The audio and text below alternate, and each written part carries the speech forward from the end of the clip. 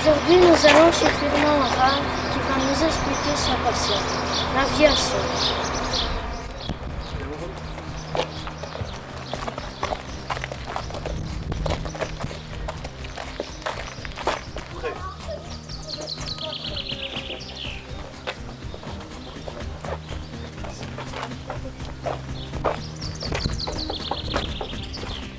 Bonjour. Ah, vous n'êtes pas très nombreux. Non, on est venu qu'avec les parents. Ah ça. On a fait une grosse classe. Ça va, mais oui, je te connais, toi. Oui, oui. Tu as fait ton vingtaine d'années. Mais entrez, je vais me laver les mains. Vous me donnez ça, on va le tourner. Donc en fait, je vais vous montrer un planeur qui est relativement récent, qui n'est pas en bois. Donc les premiers planeurs qu'on construisait au départ étaient en bois. Et avec le temps et le progrès, on a travaillé des matières plastiques qui s'appellent le composite. Donc ici, il y a très très peu de bois, c'est tout plastique, on appelle ça du plastique. Je vais vous montrer l'intérieur parce que c'est ce que les gens veulent voir. Donc ceci, c'est un planeur polonais qui a une vingtaine d'années. Voilà. Je vais ouvrir la verrière pour vous montrer un peu l'instrumentation.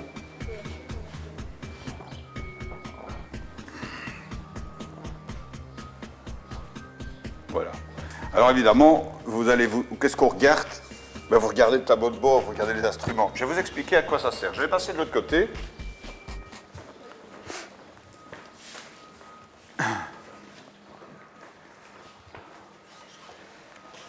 Vous avez d'abord un altimètre qui vous indique l'altitude. Le voici ici. Évidemment, pour celui qui n'en a jamais vu, c'est paraît un petit peu compliqué. Mais si je tourne le bouton, vous allez mieux comprendre. Là, vous voyez, il est sur 0,50, mais ça veut dire 50 mètres. Puis ça, c'est 100 mètres. 150, 200, etc. Alors, on peut faire plusieurs tours, on peut monter très haut. Un autre instrument fort important qui est le compteur de vitesse. Bon, ici, l'aiguille est sur 0, 30 km/h, 40, 50, et on voit une petite flèche à partir de 55, 60. Ça veut dire que ça doit être à peu près la vitesse minimum auquel l'appareil peut voler. Mais connaissant bien ce genre de machine-ci, c'est plus à l'aise dans les 80 km/h. Donc c'est une machine qui vole à peu près à 80 km/h, mais on peut aller beaucoup plus vite. C'est un planeur qui peut monter à plus de 200 à l'heure. Mais il faut tourner. Il faut tourner pour rester dans l'ascendance. Alors l'ascendance, c'est un courant d'air chaud qui monte. Quand il fait froid, il n'y en a pas. Alors il faut un peu d'habitude. Et on trouve ces ascendances-là et on s'en sert pour monter. On utilise aussi le variomètre et on essaye que l'aiguille soit la plus haute possible, donc il monte le mieux possible et on tourne. Et parfois, il faut un petit peu changer son tour, un peu ovalisé pour bien rester l'ascendance. Alors on tourne et en fait, on monte un peu comme la forme d'un ressort. Et on peut monter haut. En Belgique, on sait monter jusqu'à 2000 mètres. C'est déjà exceptionnel. Donc, des temps normaux, c'est 12, 13, 1400 mètres qu'on peut monter. Et alors, une fois qu'on est à cette hauteur-là, on peut commencer à voyager. Donc, si vous êtes dans votre planeur et que vous voyez déjà un type qui tourne, et qui tourne bien, vous dites, celui-là, il a déjà une ascendance, je vais aller en dessous de lui, ou à côté de lui, pour monter avec lui. Et alors, parfois, on se retrouve 10, 15 watts dans la même ascendance, et il faut faire attention, il vaut plutôt regarder à l'extérieur que de passer son temps à regarder les instruments. Voilà. Et c'est vrai qu'il peut arriver un risque de collision. J'ai connu un garçon qui a eu le cas, un jeune de 17 ans, qui a eu une collision avec un autre planeur, et il a pu sauter en parachute et ça s'est bien passé. Quoi. Et on fait comment pour y sauter? On doit soulever ça? Ah oui, oui. Par exemple, si c'est une collision frontale, ils font comment? Ah ben s'ils sont tués lors de la percussion, quand ils se percutent, c'est foutu. Ouais, Ça existe des planeurs qui ont des sièges Non, non, non. Non, le pilote, quand il veut sortir, il doit ouvrir sa verrière, mais il y a un dispositif pour la larguer. Hein. Et, non, il n'y a pas beaucoup de pression, non. Mais il sait larguer la verrière, alors elle se détache complètement. Et alors là, à ce moment-là, ça se détache là de devant et elle s'en va. Il doit enlever son harnais, donc il a des ceintures, des bretelles. Il doit enlever ça, et puis il doit sauter. Et puis il doit attendre un petit peu d'être éloigné du planeur avant d'ouvrir le parachute. Bon, il faut avoir le temps et il ne faut pas perdre les pédales à ce moment-là, il ne faut pas paniquer. Oui. Donc il faut prendre aussi quand même des cours de parachute. Non, mais dans les bouquins, on explique un peu quoi faire. Oui, J'avais une question aussi. Quand il saute, est-ce qu'il faut attendre une certaine hauteur pour ouvrir son parachute? ben, l'idéal, c'est de l'ouvrir le plus tôt possible. Mais pas trop près du planeur. C'est ça, oui, mais il faut contrôler tout ça. Hein. Il faut quand même, il faut pas perdre la tête, hein, parce que non, il ne faut pas paniquer, je pense. Mais enfin, ce sont vraiment des cas exceptionnels. Moi, il m'arrive souvent de voler sur parachute, par exemple. Donc, Je voudrais poser aussi une autre question. Pourquoi les planeurs, j'ai l'impression qu'ils sont électriques? Enfin, moi, je croyais que les planeurs, en fait, ils n'étaient pas électriques. Ils font comme ça, c'est tout, ils planent. oui, mais tu as raison. En fait, un vrai planeur, il n'a pas de moteur. Ici, il n'y a pas de moteur, il n'y a rien du tout. Alors, pour être mis en l'air, on se fait remorquer par un autre avion jusqu'à 500 mètres d'altitude. Sur une montagne, et après, on commence. Ça, c'est autre chose, c'est un autre vol. Mais ici, il n'y a pas de montagne, donc on utilise les courants d'air chaud comme aujourd'hui. Ça, c'est une belle journée pour faire du planeur. Et tant qu'il y a des courants d'air chaud, on peut rester en l'air. Donc, on peut faire des vols qui durent 5, 6, 7 heures, 8 heures. Ça peut arriver en un vol. Hein. Dans les commandes que vous retrouvez ici, vous avez le train d'atterrissage. Donc là, la roue, elle est sortie. On s'est rentré la roue. Ici, c'est la commande pour ouvrir les aérofreins. Donc en fait, ce sont des plaques qui sortent autour des ailes pour freiner. Parce que le planeur est tellement fin, s'il fallait atterrir, il faudrait des pistes immenses. Donc avec les plaques qui sortent autour des ailes, les aérofreins, ça permet de raccourcir. Oui, ça permet de freiner et de perdre surtout de l'altitude. Autrement, il n'y a pas grand-chose. Hein. Il y a ceci qui indique si le planeur est en dérapage.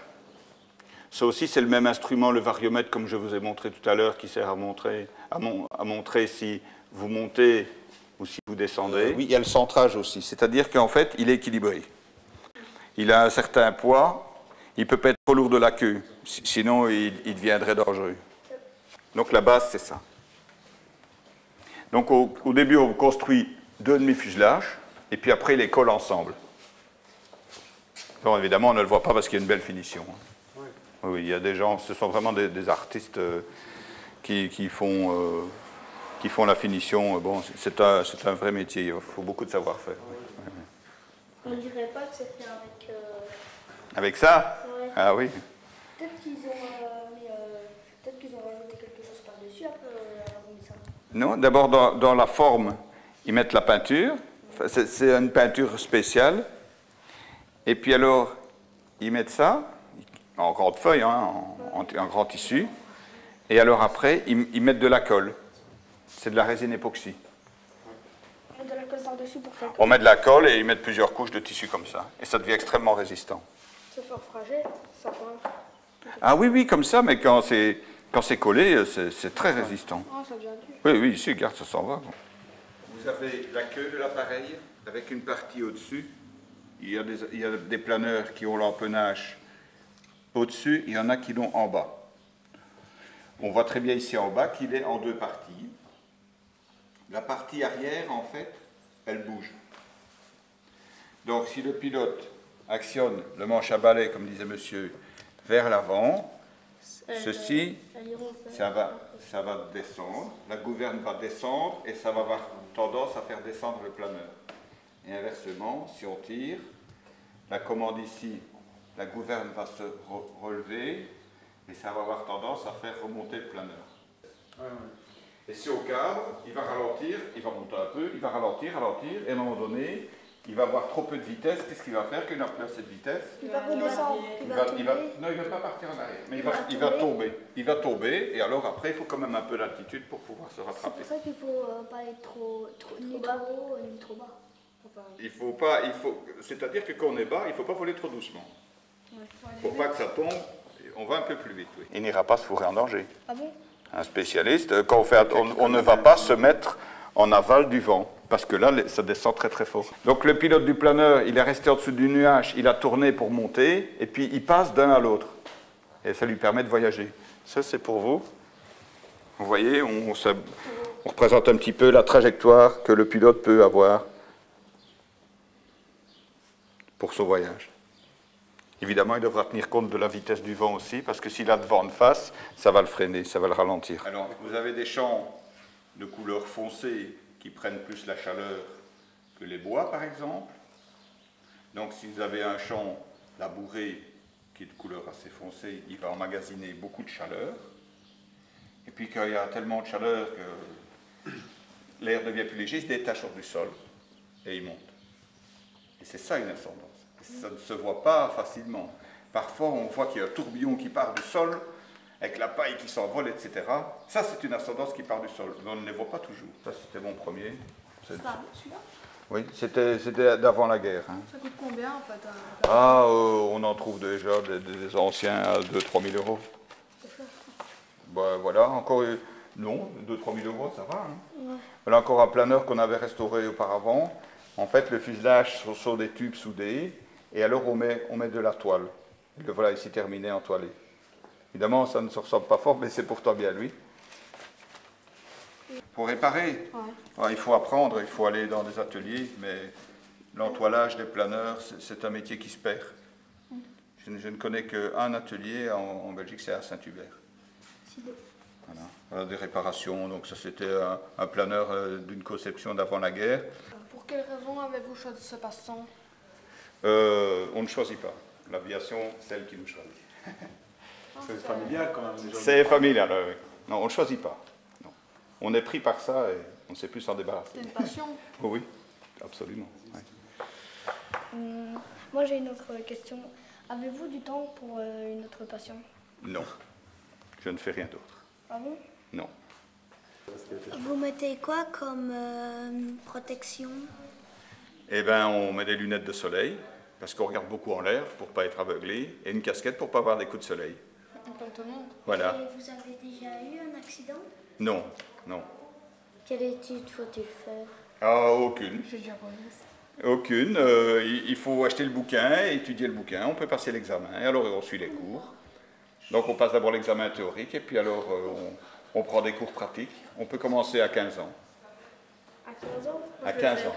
C'est le plaisir d'être en l'air, la beauté du paysage, et le plaisir de piloter aussi. Tout ça? Il y a le plaisir de piloter et le plaisir de voler. Plus la beauté du spectacle qu'on a autour de soi tout le temps. Au revoir. Au revoir, un grand merci. Je vous en prie, c'est avec plaisir. Hein. Bonne journée. Et n'oubliez pas qu'on peut voler, même jeune. Hein. J'essayerai. Oui, il faut y aller. Voler du bon sens. À bientôt. Au revoir. Au revoir. Au revoir.